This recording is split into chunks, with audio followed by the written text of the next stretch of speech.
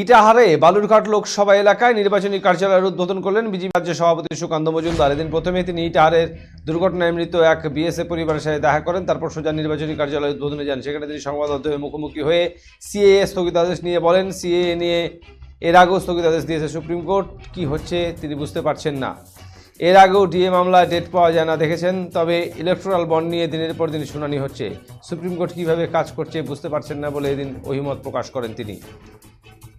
রাজ্য পুলিশের ডিজি পদে ফের বদল, এই নিয়ে সুকান্ত বলেন, নির্বাচন কমিশন তাকে ডিজি করবে সেটা নির্বাচন কমিশন কাকে ডিজি করবে সেটা নির্বাচন কমিশনের ব্যাপার, তবে ভোট শান্তিপূর্ণ হওয়া চাই। পুকুর বুঝিয়ে ফ্ল্যাট নির্মাণ নিয়ে সুকান্ত বলেন, কলকাতার অবস্থা ভয়ানক, পুকুর বুঝিয়ে এমন ফ্ল্যাট নির্মাণ হচ্ছে। দ্রুত এই বিষয়ে তদন্ত হওয়া প্রয়োজন এবং আইনত ব্যবস্থা নেওয়া উচিত, এবং এই ঘটনায় আধিকারিকদের ঘাড়ে বন্দুক রেখে ফাটানো হচ্ছে।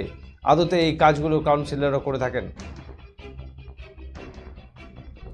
লোকসভা ভোটে সুকান্ত মজুমদারকে হারানোর ব্যাপারে বিপ্লব মিত্র যে বক্তব্য দিয়েছেন, সেই বক্তব্যের ব্যাপারে সুকান্ত বলেন যে 9 বার ভোটে হেরেছে, তার অন্যকে হারানোর এত কনফিডেন্ট হওয়া উচিত না। তবে রায়গঞ্জে প্রার্থী কে হবে সে বিষয়ে নিয়ে তিনি কোনো মন্তব্য করেননি।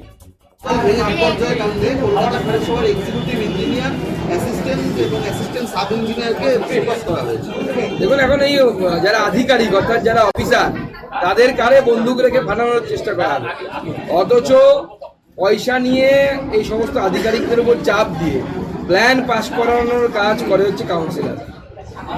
আজকে আপনার কর্মসূচি ইটাহারে কি? বেশ কয়েকটা কর্মসূচি আছে। আমরা কার্যালয় উদ্বোধন করলাম, তার আগে মন্দিরে গেলাম। এর আগে আমাদের একজন বিএসএফ জওয়ান শহীদ হয়েছে, তার বাড়িতে আমরা গেলাম, এবং এরপরে আমাদের এখান থেকে বেরিয়ে আশেপাশে একটু স্থানীয়ভাবে শিব মন্দির আছে, সরাইহাট শিব মন্দির অবধি আমরা মিছিল করে যাব এবং জনসংযোগ করব।